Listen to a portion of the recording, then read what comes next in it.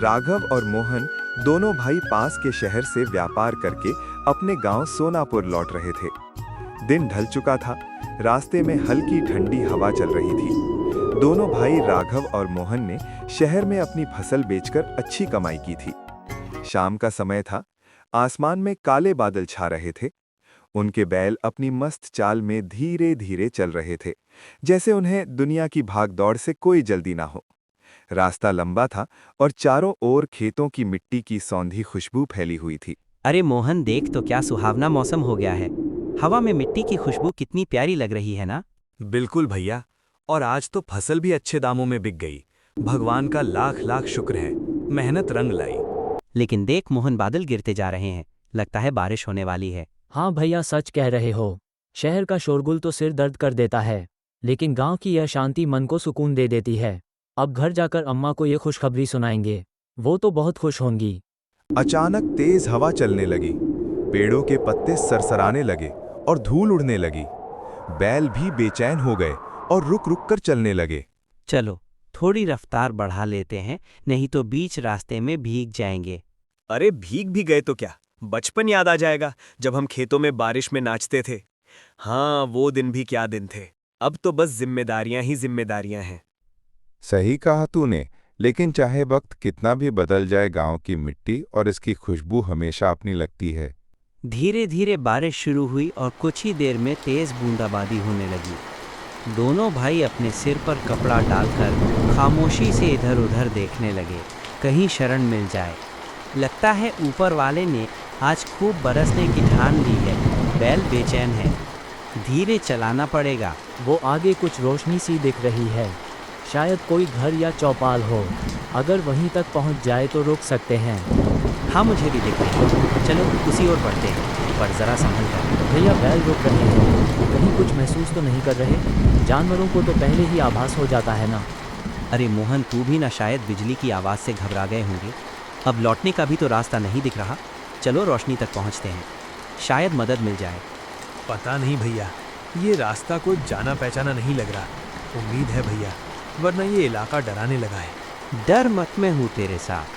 जो भी होगा साथ झेल लेंगे। रोशनी की दिशा में मुड़ती बैलगाड़ी की धूल अब पानी में बदल रही थी। मौसम की गूंगी सरगर्मी के बावजूद किसी अनजाने सुकून की हल्की सी अनुभूति मन में उजागर हो रही थी। वे बैलगाड़ी को रोशनी की ओर मोड़ते रहे। बारिश इतनी ज्यादा हो रही थी कि कच्चा रास्ता कीचड़ में बदल गया था और बैलों के पैर मिट्टी में धंसते जा रहे थे, जिस कारण बैल बड़ी मुश्किल से चल रहे थे। बहुत मशक्कत के बाद वे धीरे धीरे एक छोटे से गांव में पहुंचे। गांव छोटा था पर साफ सुथरा दिख रहा था। कुछ घरों से मध्यम रोशनी और धुआं निकल रहा था। गांव में घुसते ही दोनों भाइयों को एक बुजुर्ग आदमी दिखाई दिया, जो अपने घर के बाहर दरवाजे पर बैठा था और उसके बगल में एक लालटेन जली हुई थी। बुजुर्ग आदमी ने दोनों भाइयों को ध्यान से देखा और फिर धीरे धीरे मुस्कुराए। उस मुस्कान में एक अजीब सा रहस्य छिपा हुआ था। नमस्ते बाबा, हम पास के शहर से अपने गांव लौट रहे थे। अचानक रास्ते में बारिश आ गई तो यहाँ रुकना पड़ गया। अरे बेटा, कोई बात नहीं। ऐसी रातों में राहगीरों को आसरा देना ही तो इंसानियत है। अंदर आओ, भी भीग गए हो दोनों। धन्यवाद बाबा। रास्ता इतना कीचड़ भरा हो गया कि बैल भी थक गए हैं। लगा अब कहीं रुकने की जगह नहीं मिलेगी। हाँ, इस इलाके का मौसम बड़ा नटखट है। कभी चुप रहता है, कभी अचानक बरस पड़ता है। कुछ क्षणों तक वो यूं ही देखता रहा, फिर अचानक उठा और अपने घर की ओर मुड़ गया। उसने इशारे से दोनों भाइयों को भी अपने घर में रुकने के लिए कहा। घर काफी पुराना था, मगर साफ सुथरा और व्यवस्थित। दीवारें मिट्टी की थीं और छत खपड़ैल की, जिन पर बारिश की बूंदें मध्यम लय में गिरकर एक विचित्र संगीत सा रच रही थी। भीतर एक लालटेन जल रही थी, जिसकी मध्यम रोशनी पूरे घर में एक रहस्यमयी माहौल बना रही थी। हवा में पुराने समय की सी नमी और मिट्टी की गंध तैर रही थी, जैसे ये घर अब भी अपने अतीत की यादों में सांस ले रहा हो। चलो आग के पास बैठ जाओ, बदन सुखा लो। आपका गांव बड़ा शांत है बाबा। बाहर से लगा जैसे यहाँ कोई रहता ही नहीं। रहता हूँ बेटा, मैं और कुछ पुराने लोग। बाकी तो सब अपने अपने भाग्य के साथ चले गए। चले गए? मतलब गांव छोड़ दिया उन्होंने? कुछ ने गांव छोड़ा, कुछ को गांव ने छोड़ दिया। पर तुम लोग थके लग रहे हो, पहले गर्म पानी ले लो। लेकिन आपने कहा कि गांव ने छोड़ दिया। आपका मतलब क्या है? कुछ बातें वक्त आने पर ही समझ में आती हैं। फिलहाल तुम आराम कर लो, रात अभी लंबी है। बेटा, इस गांव की मिट्टी में कई कहानियां दबी हैं। जो यहाँ रहता है वो उन कहानियों का हिस्सा बन जाता है, चाहे वो चाहे या ना चाहे। लोग कहते हैं ये गांव बरसों पहले उजड़ गया था, लेकिन कुछ आत्माएं अब भी यहाँ भटकती हैं। मैं तो बस उनका पहरेदार हूँ, ताकि कोई अनजाना यहाँ भटक कर फंस ना जाए। बाबा, आप ही कैसी बातें कर रहे हैं? आत्माएं, पहरेदार, ये सब तो सुनी सुनाई लगती हैं। भैया, मुझे तो डर लगने लगा है। बाहर बारिश के बीच वो अजीब सी सरसराहट सुनाई दे रही है, जैसे कोई घर के चारों ओर घूम रहा हो। घर के अंदर का वातावरण भी कुछ अलग था। वहाँ रखा फर्नीचर बहुत पुराना था, जैसे कई दशकों से उसी जगह पर हो। दीवारों पर टंगी तस्वीरें भी फीकी पड़ चुकी थीं, जिनमें बीते ज़माने की झलक अब भी मौजूद थी। इतने में भीतर से बुजुर्ग आदमी की पत्नी बाहर आईं। वे भी उम्रदराज थीं, पर उनके चेहरे पर गजब की शांति थी। उन्होंने पुराने ज़माने के कपड़े पहन रखे थे और उनकी धीमी चाल में एक अनकही गरिमा थी, जैसे वे किसी ऐसे दौर से आए हों जो अब बस यादों में रह गया हो।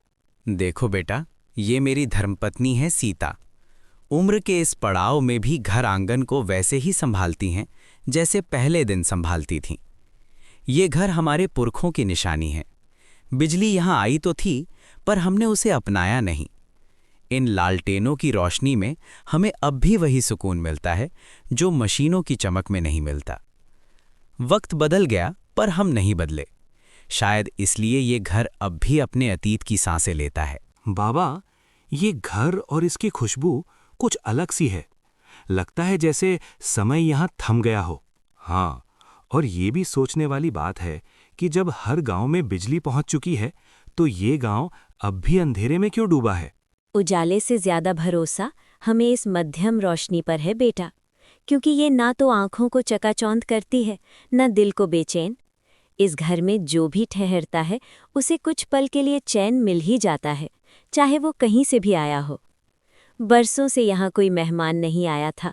अच्छा लगा कि आज फिर किसी ने इस चौखट को पार किया। तुम दोनों को थकान होगी, मैं चूल्हे पर कुछ गर्म कर देती हूँ। इतना कहकर बुजुर्ग महिला रसोई की ओर चली गईं। उनके जाते ही बुजुर्ग आदमी ने दोनों भाइयों को बैठने का इशारा किया।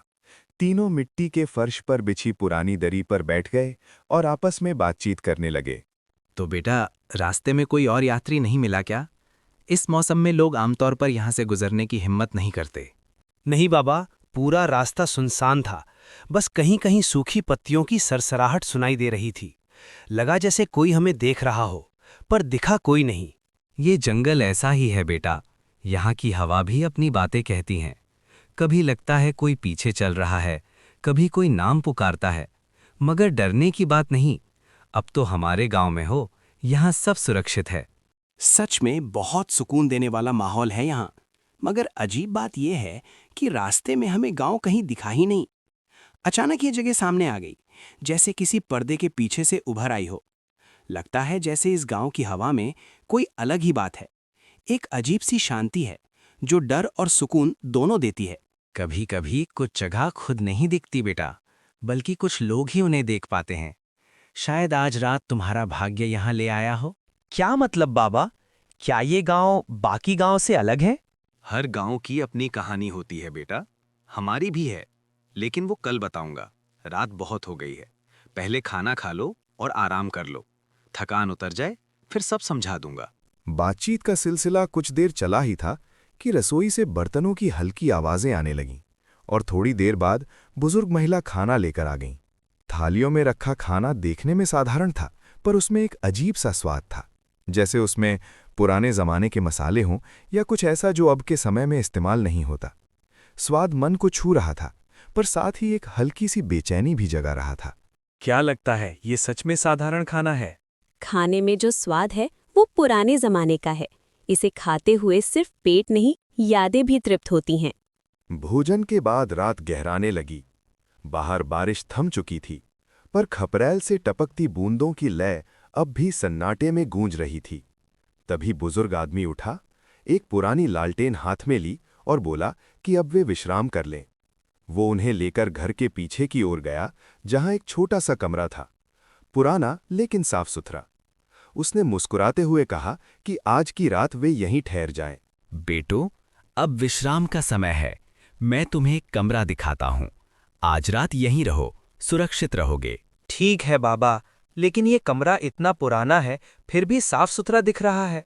कमरे में दोनों भाई आकर लेट गए। कमरा छोटा था, पर साफ सुथरा।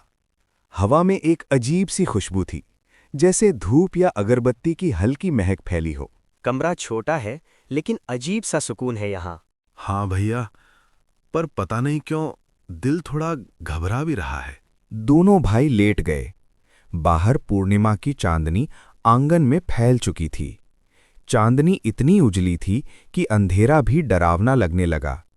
कुछ देर बाद राघव की सांसें गहरी हो गई, लेकिन मोहन को नींद नहीं आ रही थी। रात के लगभग 1 बजे मोहन को तेज प्यास लगी। पास रखा पानी खत्म हो चुका था। भैया, पानी खत्म हो गया है, मैं अभी आंगन से ले आता हूँ। वो चुपचाप बाहर निकला। आंगन में पूर्णमासी की चांदनी फैली हुई थी। बीचों बीच एक पुराना कुआं था, जिसके चारों ओर घिसे हुए पत्थर लगे थे। कुएं के पास पहुंचते ही हवा अचानक ठंडी हो गई। मोहन ने जैसे ही बाल्टी डाली, कुएं के अंदर से अजीब सी आवाज आई, पहले धीमी, फिर स्पष्ट। मोहन का दिल तेजी से धड़कने लगा। उसने ध्यान से कुएं में झांका। अंधेरे में कुछ दिखाई नहीं दे रहा था, फिर भी ऐसा लग रहा था जैसे कोई वहां मौजूद हो, चुपचाप। तभी उसके पीछे से एक धीमी आवाज आई। ये रात, ये चांदनी, सब कुछ अपने हिसाब से बोलती है। मोहन डर के मारे कांप गया और धीरे धीरे पीछे मुड़ा। दत्तू बाबा वहां खड़े थे। चांदनी में उनका चेहरा अस्वाभाविक रूप से सफेद लग रहा था और आंखों में अजीब सी चमक थी। बाबा, कुएं से आवाजें आ रही हैं, ये क्या है? यहाँ जो दिखाई देता है वो हमेशा सच नहीं होता, लेकिन डरने से भी सच नहीं बदलता। मोहन के रोंगटे खड़े हो गए। वो बिना पानी लिए ही तेजी से कमरे में लौटा। भैया, यहाँ कुछ बहुत गलत है। कुएं से आवाजें आ रही थी। बाबा की आंखें बहुत अजीब थीं। राघव उठकर बैठ गया। अब उसके चेहरे पर भी चिंता साफ दिख रही थी। मुझे भी शुरू से ये जगह ठीक नहीं लग रही थी। हम यहाँ से निकलते हैं अभी। दोनों भाइयों ने चुपचाप अपना सामान उठाया और बिना आवाज किए बाहर निकलने लगे। वे बैलगाड़ी की ओर बढ़ ही रहे थे कि अचानक आंगन में कई परछाइयां उभर आईं। लालटेन की रोशनी में गांव के लोग खड़े थे। सभी के कपड़े पुराने और फटे हुए थे। उनके चेहरे पीले पड़े थे और आंखें चमक रही थीं। दत्तू बाबा सबसे आगे खड़े थे। बेटा, इतनी रात को कहाँ जा रहे हो? बाबा, हम सुबह जल्दी अपने गांव पहुंचना चाहते हैं। अब नहीं जा सकते। जो यहाँ आता है वो यहीं रुकता है। ये हमारा नियम है। भैया, ये लोग। ये गांव बरसों पहले उजड़ चुका है बेटा। हम सब अब बस यादें हैं, और जो यहाँ आता है वो भी याद बन जाता है। अचानक पूरे गांव में अजीब सी हंसी गूंज उठी। लोगों के पांव जमीन को छू ही नहीं रहे थे। वे धीरे धीरे हवा में तैरने लगे। राघव ने बिना देर किए बैलों को हाँक दिया। भाग मोहन, अभे। बैल भी खतरा समझ चुके थे। वे पूरी ताकत से दौड़ पड़े। पीछे से गांव वालों की चीखती हुई आवाजें आ रही थीं। मोहन ने पीछे मुड़कर देखा। उसके शरीर में सिहरन दौड़ गई। वे लोग जमीन पर नहीं थे, हवा में उनका पीछा कर रहे थे। पूरी रात वे भागते रहे।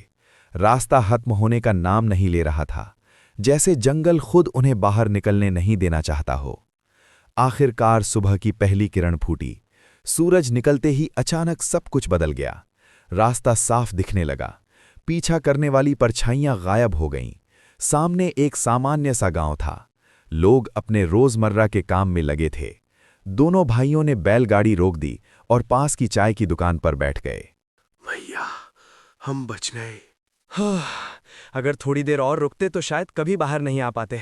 उन्होंने वहां बैठे बुजुर्ग से उस गांव के बारे में पूछा। बेटा, वो गांव श्रापित है। बरसों पहले वहां महामारी फैली थी। पूरा गांव खत्म हो गया। जो भी रात में वहां रुकता है वो लौट कर नहीं आता। तुम दोनों का बच जाना किसी चमत्कार से कम नहीं। राघव और मोहन एक दूसरे को देखकर चुप हो गए। चलो मोहन, अब देर नहीं करनी चाहिए। हाँ भैया, कुछ जगहें बस दिखती हैं, रहने के लिए नहीं होती। दोनों ने चाय खत्म की, बैलगाड़ी आगे बढ़ाई और अपने गांव सोनापुर की ओर चल पड़े, इस बार सूरज की रोशनी के साथ। लेकिन उस रात की परछाइयां हमेशा के लिए उनके मन में रह गईं।